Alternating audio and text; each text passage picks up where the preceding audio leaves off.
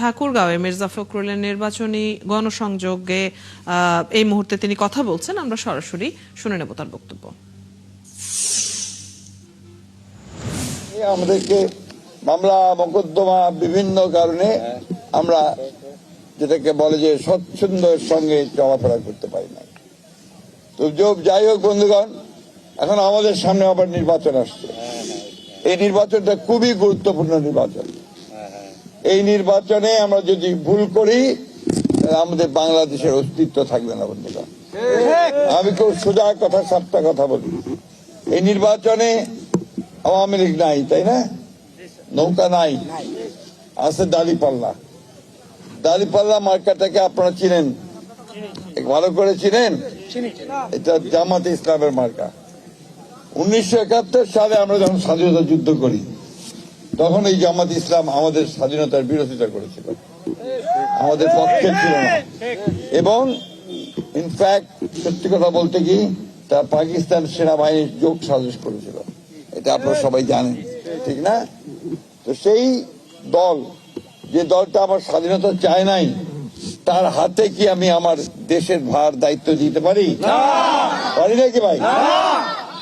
বিশেষ করে আমি অনুরোধ করবো আমাদের দেশে যারা দেশপ্রেমিক ভাই আছেন, হিন্দু, মুসলমান, বৌদ্ধ, খ্রিস্টান, বারবার করে বলতে চাই, ভুল করবেন না। ভুল করলে কিন্তু বাংলাদেশের অস্তিত্ব আর থাকবে না, এটা মনে রাখবেন সবাই। আমাদের আগামী নির্বাচন এই জন্যই সবচেয়ে গুরুত্বপূর্ণ। আমরা বিএনপি, আমরা স্বাধীনতার ঘোষণাকারী দল, শহীদ জিয়ার দল। শহীদ জিয়া এই দল তৈরি করছেন, তাই না? শহীদ জিয়া পরে উনি যখন শাহাদাত বরণ করে, তারপর কে নিয়েছে দায়িত্বটা? নিয়েছিল কে? বেগম খালেদা জিয়া। তিনি ওই স্বাধীনতার পতাকাকে নিয়েছিলেন, নিয়ে তিনি চালিয়েছেন। এই 30 ডিসেম্বর তিনি আল্লাহর কাছে চলে গেছেন, ভগবানের কাছে চলে গেছেন, তাই না? তিনি পতাকাটা তার ছেলে তারেক রহমানের হাতে দিয়ে গেছেন। সেই তারেক রহমান এখন আমাদের নেতা, তাই না?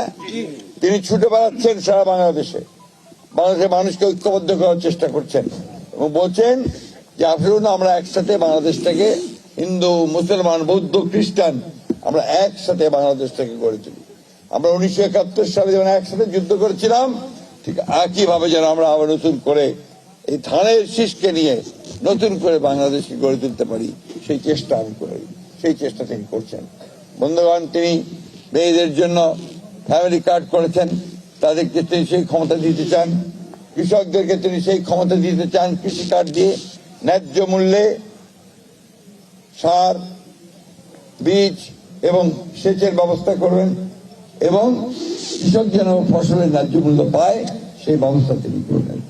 তিনি বেকার যে যুবকরা আছে তাদের চাকরির ব্যবস্থা করবেন। তিনি হাসপাতালগুলোতে আরো স্বাস্থ্য সেবার ব্যবস্থা করবেন। আমার যে ভাই আমাকে বললেন যে 20 টাকা করে দিতে হয় মোটরসাইকেল রাখার জন্য, এটা আমি জানি না, সরকার তো আমাদের না।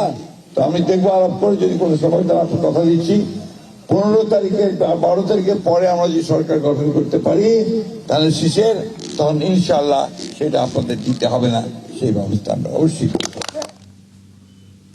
ঠাকুরগাঁওয়ে নির্বাচনী জনসংযোগে কথা বলছিলেন বিএনপির মহাসচিব মির্জা ফখরুল। আমরা এতক্ষণ সরাসরি শুনে নিচ্ছিলাম তার বক্তব্য।